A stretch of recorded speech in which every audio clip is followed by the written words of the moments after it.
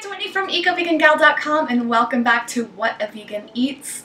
I usually don't do recipes on this channel, but I felt like doing a super casual, unedited recipe, and this seemed just like the perfect place to put it.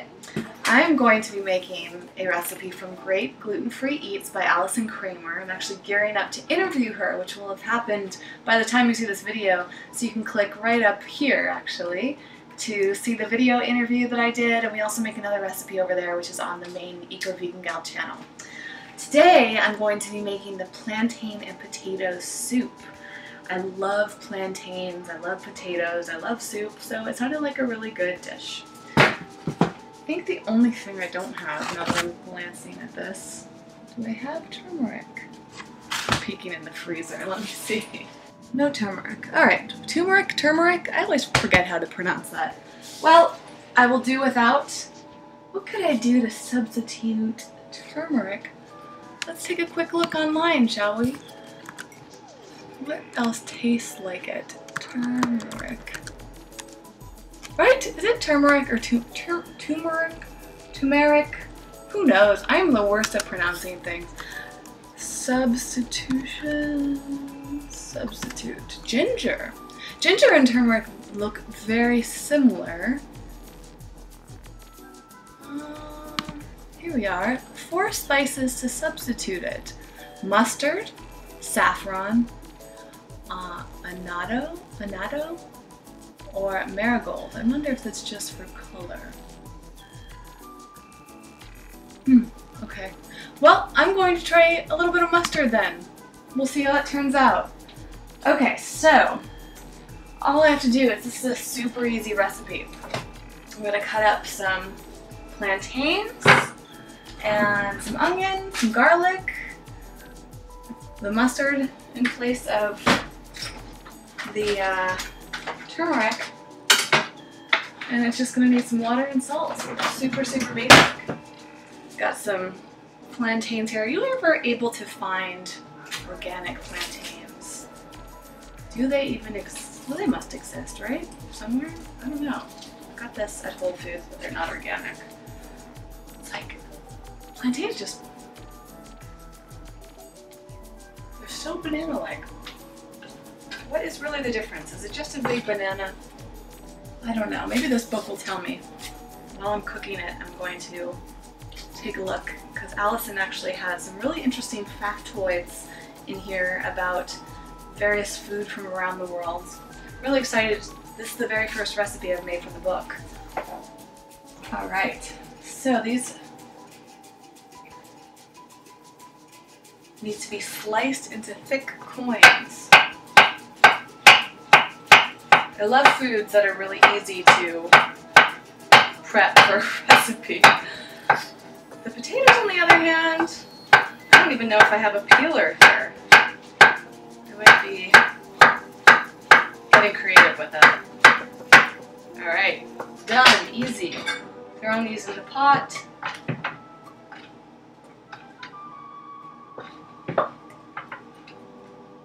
My favorite form of plantains is when they're kind of, caramelized. Oh my gosh. So good. Alright. Ooh, these don't need to be peeled. Yay! I better wash them. Okay. It's very important to wash all of your produce, even if it's organic, because it can still have various residues on it. You never know exactly what's happening to it, what the process was before you got it, unless you're picking it out of the ground yourself. But even so, I feel like it's still important to be cautious. When I get things from my little garden outside, sometimes I'm lazy and I don't wash it, but then I think about things like, what exactly is in the rain? You can't control that, and you can only control the soil to some extent. So, who knows? Did the dog pee on it? And then, getting it from the grocery store, you never know who's touched it, and if they're sick. I know it sounds a little paranoid, especially when you're cooking things. I suppose that's different. I think it's really important when it comes to salads or anything that you're eating raw. because obviously the bacteria will not be killed in that case. I used to think that it's good to just eat plants without washing them because I wanted to eat some of the soil for things like vitamin B12, but then I read that B12 actually is very depleted in our soil system these days, as well as many other vitamins. So the chances of you getting good vitamins from our soil is unfortunately not very high. Oh my gosh, I'm getting really excited about this recipe. I seriously love potatoes so much. One of my favorite foods for a long time was French fries when I first went vegan, and had to cut back on that from all the salt and oil. I still enjoy them every once in a while, but luckily my cravings have gone way down.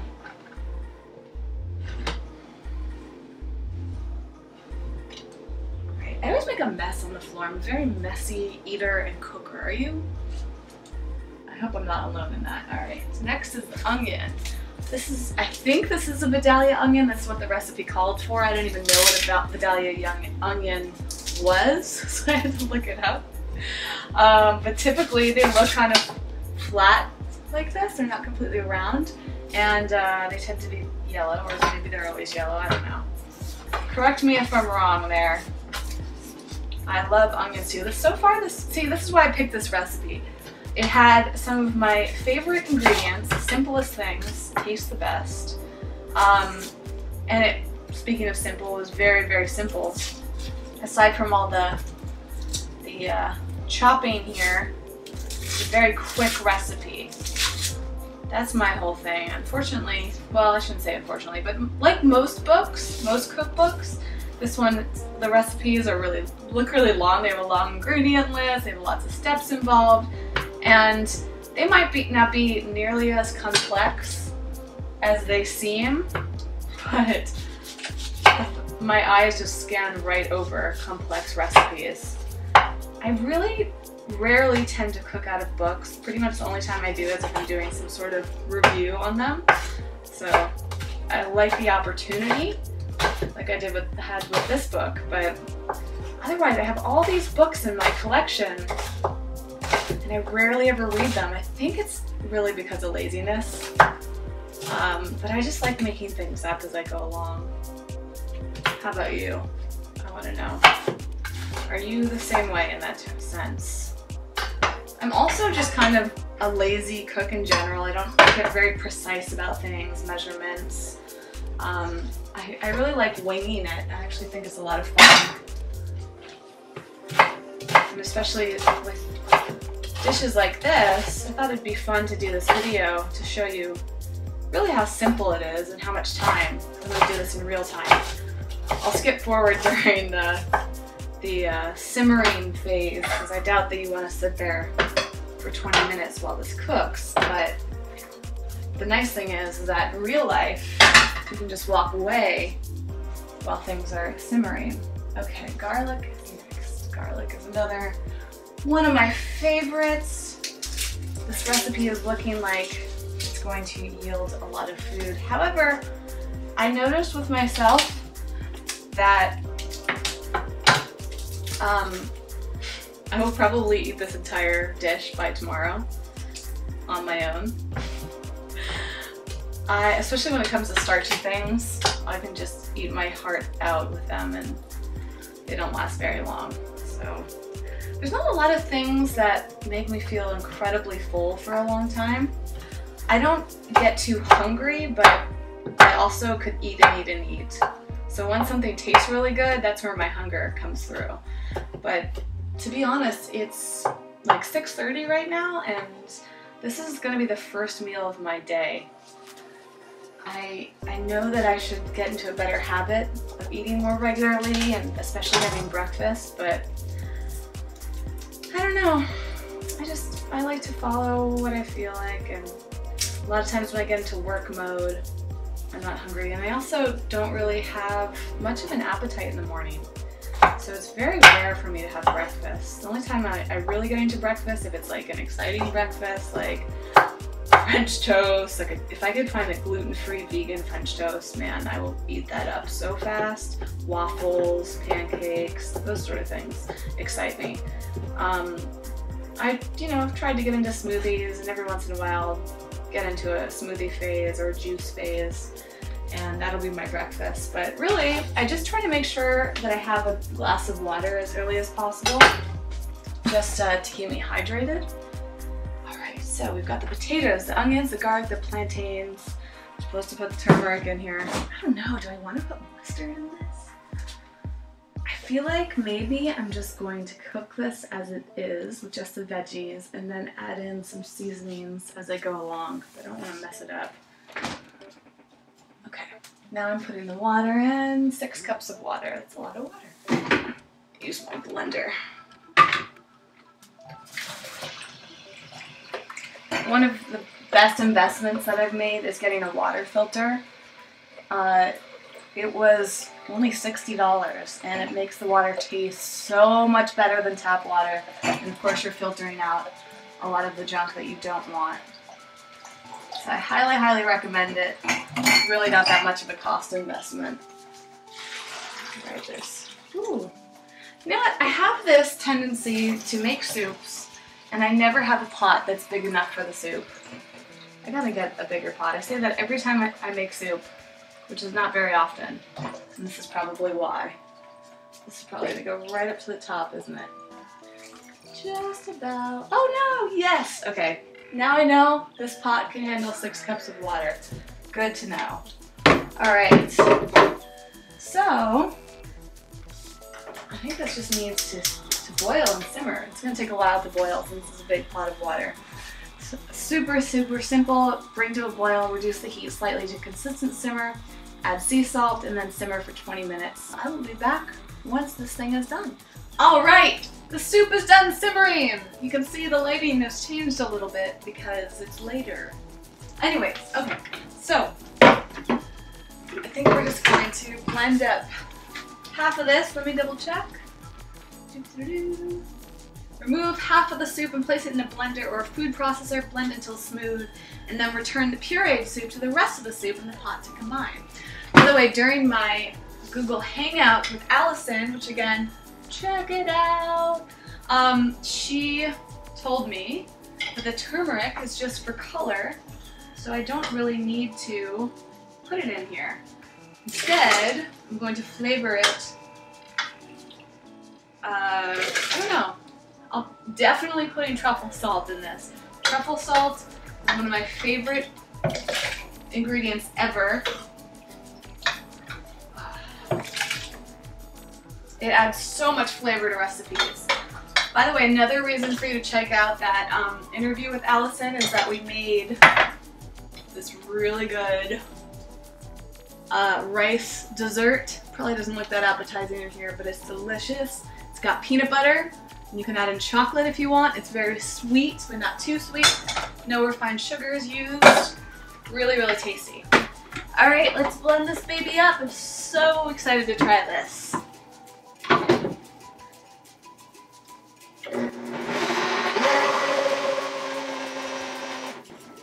You really don't need to blend it much because all the ingredients in it are so soft, especially when they're cooked. It smells so good. Alright, so I'm going to pour this puppy in here. Look at this. Oh, that's heavy. Wow. Stir this all up. Oh my gosh. This looks so good. Oh wow. Let's give it a try.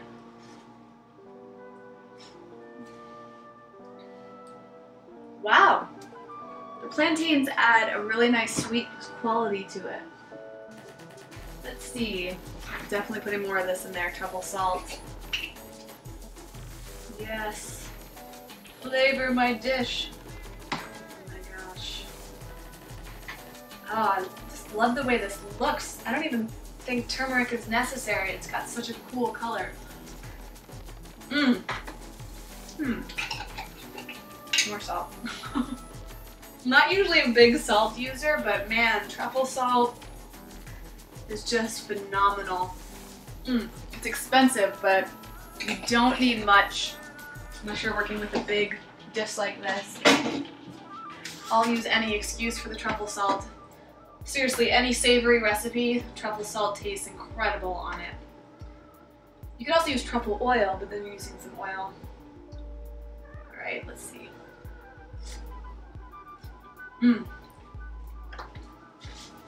Maybe a little bit of garlic powder. I love me some garlic. Could have also just added more garlic in here, but the key is never to add too much at first. I wait till the dish is done and then I like to add in flavors, taste as I go along. Oh, it's so nice. The sweetness actually came out a lot more with the addition of salt and garlic, which is cool. It's a very subtle soup, and I bet you it's going to taste even better tomorrow once it has some time to sit. So good! Well, thank you so much for tuning in, and I hope that you enjoyed the fact that I did a recipe video on this channel. Thank you so much to Allyson Kramer for making this phenomenal book. Really, go check out the video. Wait, where am I putting it? Here. Check out this video where I chat with Allyson all about eating gluten-free, baking gluten-free, cooking gluten-free, traveling gluten-free, all of the above. Even if you're not into gluten-free eating, check it out. You will learn something. She's so knowledgeable and inspirational, and this book is awesome. You can get this book online, Amazon, you can get it for the Kindle, the Nook, the iPads, the iDevices, all of those. You can get it in some bookstores. It retails for anywhere from $16 to $21. Gorgeous, gorgeous photos in here, and the recipes are really unique because they're from all around the world, so it just lets you know that even if you have food sensitivities, you can still have incredible cuisine. Make it for friends and family, impress them, show them how great veganism is to begin with, but especially no gluten necessary. Thanks so much for watching as always. Let me know what you think. Give this video a thumbs up if you like it, and don't forget to subscribe so you're the first to know when I have more videos like this. And check out ecovegangal.com, follow me on the social media networks, and I will see you at some point in the future. I never quite know what I'm going to do with What a Vegan Eats videos, but it's always on my mind, so trying to do them more often. Okay, I'm gonna go enjoy my soup. Bye!